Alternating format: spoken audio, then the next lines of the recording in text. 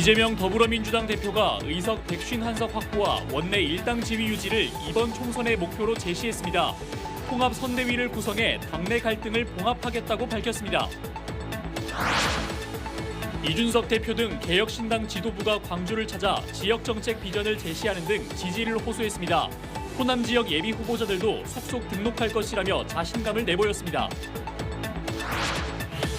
총선이 다가오면서 민주당과 국민의힘을 떠나는 입지자들이 속속 나오고 있습니다. 제3지대 합류 가능성이 나오면서 신당의 몸집이 커질 것으로 전망됩니다.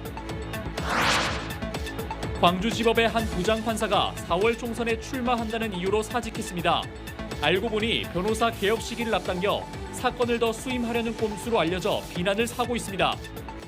여러분 안녕하십니까? KBC 8시 뉴스입니다. 더불어민주당 이재명 대표가 신년 기자회견을 열고 4월 총선에서 원내 일당 유지와 151석을 목표로 제시했습니다. 당내 분열에 대해서는 역대 공천에 비해 상대적으로 갈등 없이 진행되고 있다고 밝히며 총선은 통합 선대위를 구성해 치르겠다고 말했습니다. 이형길 기자입니다.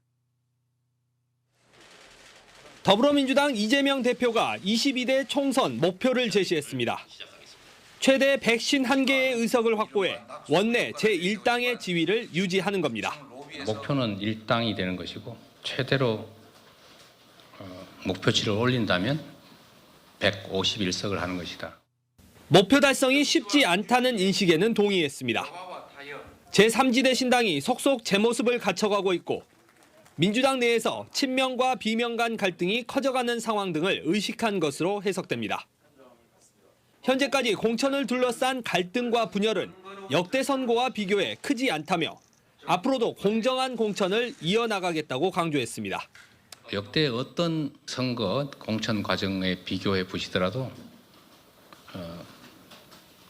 오히려 갈등 정도나 균열 정도는 크지 않은 것 같습니다. 비례대표 선거제에 대해서는 여전히 말을 아꼈습니다. 지난 대선 당시 연동형을 공약으로 내걸었던 이 대표는 명확한 입장을 내놓지 않고 의견 수렴을 이어가겠다고만 밝혔습니다. 당내 분열과 선거제에 대한 명확한 입장을 내놓을 것이란 전망과는 달리 민감한 문제에는 대답을 피하고 선언적인 구호에만 그쳤다는 비판을 피하기 어려운 상황입니다. KBC 이영길입니다. 합당 절차를 마무리한 개혁신당 지도부가 광주를 찾아 지역정책 비전을 제시했습니다. 지난 대통령 선거와 지방선거에서 복합 쇼핑몰 유치라는 공약을 내걸었던 이준석 대표는 도발적인 문제 제기를 통해 지역 현안을 해결하겠다고 다짐했습니다. 정경원 기자입니다. 이준석 개혁신당 대표는 수십 년째 해결책을 찾지 못하고 있는 세 가지 현안을 지역 공약으로 내걸었습니다. 광주공항의 무한 이전과 무등산 정상까지 전기버스 운행, 광주 송정역 복합환승센터 조성 등입니다. 지역에서 욕먹거나 아니면 분쟁 자체를 두려워해가지고 정치인들이 건드리지 않았던 그런 광주의 문제들을 저희는 과감하게 건드리겠다. 원내대표를 맡은 양향자 의원도 제3지대의 역할을 강조했습니다. 광주 전남이 반도체와 인공지능 산업 육성에 중요한 시기를 맞았지만 민주당이 주도적인 역할을 하지 못하고 있다고 지적했습니다. 그러면서 과학기술 정책을 최우선으로 하는 개혁신당이 광주의 미래를 바꿀 수 있다고 말했습니다. 효의 유불리 때문에 이야기하지 못했던 불합리, 비효율, 그리고 비리, 그리고 낭비 요소들을 확실하게 걷어내지 않으면 개혁신당은 천하람 최고위원의 순천 출마가 예정된 가운데 합당이 마무리된 만큼 호남 지역 예비 후보들이 속속 등록에 나설 것이라고 밝혔습니다. KBC 정경원입니다. 자, 대표님 먼저 조금 시간이 되긴 했지만 개혁신당 창당하신 거 먼저 축하드리겠습니다. 예, 감사합니다. 네. 예. 자, 개혁신당이 창당한 지 이제 열흘이 조금 지났는데요. 최근 여론조사 결과들을 보면 호남 지역에서 신당에 대한 지지율이 비교적 높게 나오고 있는 것 같습니다. 이런 좀 예상을 하셨던 상황인 건지 아니면 좀 더 기대를 하고 계신 상황인 건지 좀 궁금합니다. 원래 호남 지역에서도 결국에는 이런 개혁에 대한 기대가 컸다는 것을 저희는 알고 있었습니다. 그런데 지금까지는 양당 중에서 선택지가 좁았기 때문에 개혁보다는 정권 교체냐 아니면 무슨 뭐 정권 유지냐 이런 쪽으로 표심이 갈렸다 한다면은 대한민국의 미래라고 하는 것은 얼마나 먼 곳을 바라보고 설계하냐에 따라서 달라지는 것이기 때문에 그런 것으로 이제 선거의 지향이 좀 바뀌어가는 것이 아닌가라는 걸 좀 느껴갑니다. 그러면 이제 지금 뭐 이제 여론조사 결과 몇 군데 뭐 보긴 하셨겠지만 네. 앞으로 좀 더 기대를 하고 계신 상황이다 이렇게 이해를 해도 될까요? 저는 특히 광주 전남 지역에서의 득표율이나 이런 것들은 지금보다 훨씬 확장된 형태로 나타날 것이다 이렇게 생각합니다. 과거에서는 호남 지역에서 민주당이 1당이고 그리고 정의당이 2당인 체제 뭐 이런 것들이 총선 때 일반적인 모습이었다면은 이번에는 단언코 제가 뭐 1당까지는 모르겠지만은 2당의 지위는 개혁신당이 확보하게 될 것이다 이렇게 확신합니다. 2당의 지위까지 욕심을 내십니다. 자, 호남 지역에서 근데 매번 선거 때마다 문제가 뭐냐면 민주당을 제외하고는 인물난이 계속 반복이 되고 그렇습니다. 있거든요. 예. 그래서 이제 지역에 계신 분들은 개혁신당이 과연 이번 총선에서 좀 경쟁력 인물을 얼마나 낼 수 있을까 좀 이걸 걱정하시는 분들도 있을 것이고 만약에 또 기대만큼 많은 숫자의 후보를 내지 못한다 그러면 개혁신당이 호남을 어떻게 챙길 것인가 이걸 좀 궁금해하시는 분들도 많을 것 같습니다. 우선 양보단 질입니다. 지금까지 여당인 국민의힘 같은 경우에도 뭐 보수 정당이 꾸준히 그 광주 전남지 후보를 내왔지만은 지역민들의 기대치에 미치지 못하는 경우가 많았기 때문에 저희 개혁신당은 어느 정도의 양질의 후보들 내겠다는 생각을 바탕으로 지금 천하람 위원장 중심으로 해서 저희가 후보들이 모이고 있습니다. 그래서 광주 지역에도 곧 예비 후보들이 출마 선언을 할 걸로 알고 있습니다. 그렇기 때문에 믿고 지켜봐 주시면은 저희가 좋은 후보를 엄선해서 지역 발전에 도움될 수 있도록 하겠습니다. 자, 이번 총선에서 이제 호남 지역 유권자들에게 개혁신당은 이전에 몸담으셨던 국민의힘과 다릅니다라고 이제 설명을 하실 텐데 어떤 점들이 다르다라고 힘을 줘서 말씀하시겠습니까? 아마 주변에서 많이들 이미 말씀하실 겁니다. 그리고 개혁신당이라고 하는 것은 이게 보수 진보의 해법에 국한되지 않고 결국에는 대한민국의 미래를 바라봤을 때 30년 뒤에는 무엇이 필요하겠느냐를 계속 이야기하고 있습니다. 저는 이런 관점은 굉장히 신선하다라고 생각하고요. 무엇보다도 저는 국민의힘 대표라면서도 개인적으로는 그런 역사적 과오나 이런 것은 자유로웠지만은 그런 어떤 지역의 특수한 상황을 벗어나가지고 대등하게 미래를 놓고 경쟁할 수 있는 정당은 개혁신당밖에 없다. 저는 완전히 다른 차원의 경쟁이 벌어질 것이다. 이렇게 생각합니다. 마지막으로 이 부분 좀 여쭤봐야 될 것 같습니다. 뭐 질문 너무 많이 받으셨을 것 같은데 네. 뭐 빅텐트에 대한 논의, 뭐 제3지대 네. 빅텐트에 대한 논의가 많지만 역시 호남 지역에도 관심은 많습니다. 뭐 아직 뭐 아주 구체적인 논의가 진행되고 있는 상황은 아니지만 일부에서 말하는 제3지대 전체 통합을 위해서 어떤 게 가장 중요하게 전제되어야 할 거라고 생각하는지 그 부분 저는 예를 들어 광주와 전남, 그러니까 전라도 지역의 발전을 놓고 봤을 때 저는 미래를 놓고 얘기할 때 그분들이 생각하는 지점이 저희의 관점과 일치해야 된다 이렇게 생각합니다. 사실 지금 그 새로운 미래, 그 창당 과정에 함께하고 계신 분들 같은 경우에는 어쩌면 그 호남 지역의 정치가 지금 정체된 것에 대해 가지고 과거에 어느 정도 역할이 있으셨던 분들입니다. 그럼 지금 개혁신당이 차별화하겠다고 하는 것은 그런 이해가 첨예하게 맞서는 지점에서 맥을 뚫어내는 속도감 있는 정치를 하겠다는 것인데 또다시 그분들과 함께 했을 때 그 속도감이 줄어든다든지 아니면 계속 누군가의 눈치를 보면서 결국 하나만한 어떤 대화가 이어지고 이렇게 해서 광주 전남의 발전이 저해된다고 한다면은 저희가 새로 당을 하는 의미가 없지 않습니까? 그렇기 때문에 저는 지금 이제 저희와 당을 함께하고 싶어하는 분들은 뭐 이낙연 총리 쪽 세력도 그렇고 어느 세력이든지 간에 이런 속도감 있는 개혁에 확실히 동의해 주셔야 된다. 더 이상 광주 전남이 정체되어 있어서는 안 된다. 이 관점에 동의해 주셔야 된다. 그거 하나면 족하다 이렇게 말씀드리겠습니다. 네. 이준석 대표와 개혁신당의 행보 또 호남에서 또 어떤 모습 보여줄지 저희들도 같이 지켜보도록 하겠습니다. 오늘 고맙습니다. 네, 감사합니다. 앞서 보셨듯이 제22대 총선이 가까이 다가오면서 거대 양당을 탈당해 제3지대 신당행을 염두에 두는 입지자들이 늘어나고 있습니다.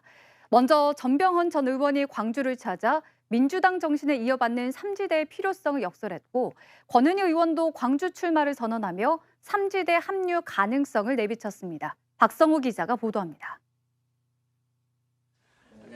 문재인 정부 초대 정무수석이던 전병헌 전 더불어민주당 의원이 광주를 찾아 현재의 민주당은 더 이상 민주당이 아니라며 이재명 대표의 충성 경연장이 됐다고 강하게 비판했습니다. 전 전 의원은 민주당 후보로 서울 동작갑 출마를 노렸지만 부적격 판정을 받자 지난 25일 탈당했습니다.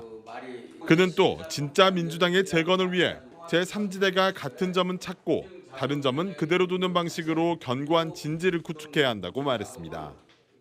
1인 정당으로 퇴행한 민주당을 벗어나 민주적 다양성이 공존하는 민주당다운 민주당을 건설해야 합니다. 경찰 출신인 권은희 국민의힘 의원도 지난 29일 탈당과 의원직 사퇴, 광주 광산을 출마를 동시에 선언했습니다. 그는 총선 이후 뿌리를 내려 정치의 변화를 이끌 정당이 있는지 소통 중이라며 제3지대 합류 가능성을 열어뒀습니다.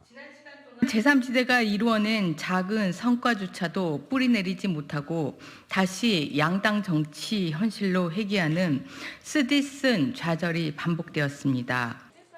22대 총선이 다가올수록 거대 양당을 탈당하는 입지자들이 늘어날 것으로 예측되면서 지역 정치 지형에도 변화가 불가피할 전망입니다.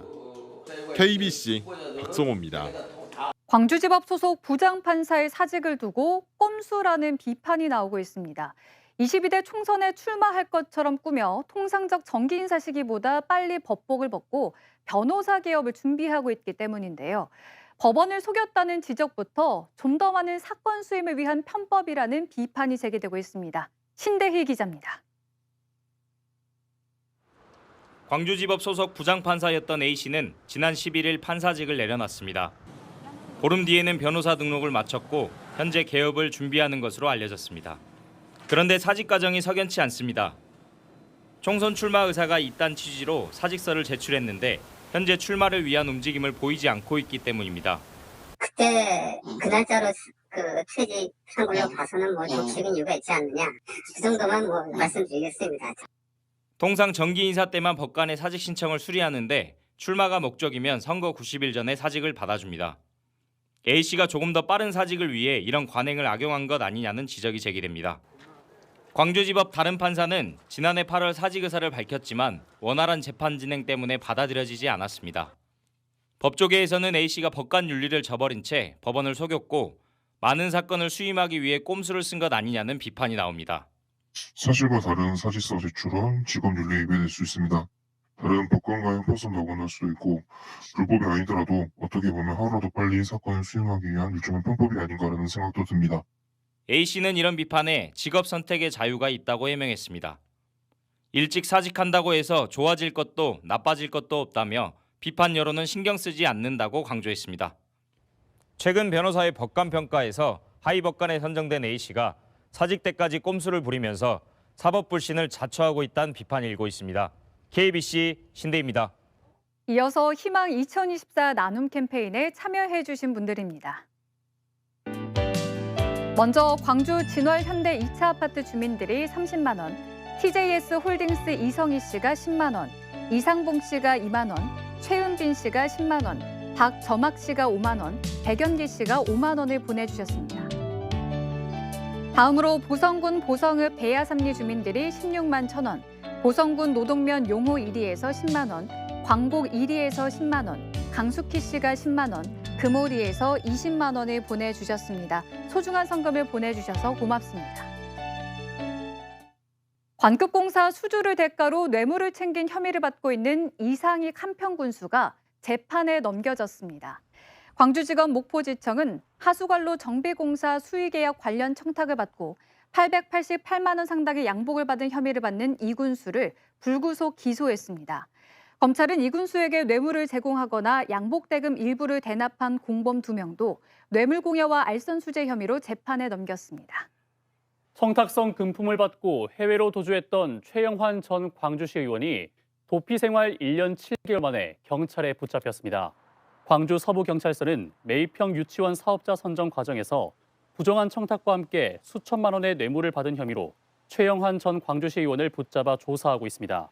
최 전 의원은 2022년 6월 필리핀으로 도주해 인터폴 적색 수배가 내려졌고 최근 자수 의사를 밝히면서 어제 인천공항에서 검거됐습니다.